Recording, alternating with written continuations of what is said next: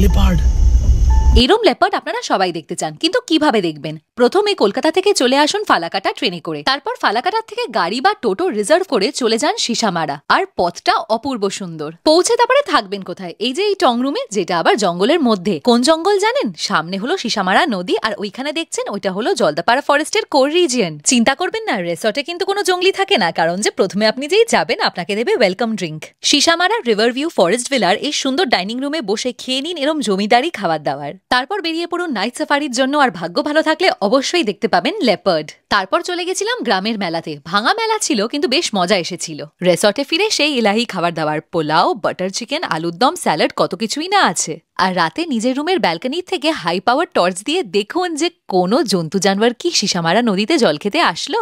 আর এই হাই পাওয়ারের টর্চ আপনাদের কিনতে হবে না, রুমে অলরেডি দেওয়া আছে। আরো ডিটেলস জানতে গেলে আমার ফুল ব্লগটা দেখে নিন, যেটা অলরেডি চ্যানেলে এসে গেছে। ও আচ্ছা, রাতে কি করবেন? অবশ্যই ঘুমাবেন, আর সকালে এসে পাখি আপনাকে ডেকে দিয়ে যাবে। তারপরে ব্রেকফাস্ট করে নেবেন ফুলকো লুচি, ছোলার ডাল আর ডিম সেদ্ধ, আর বেরিয়ে পড়বেন আবার সাফারির জন্য।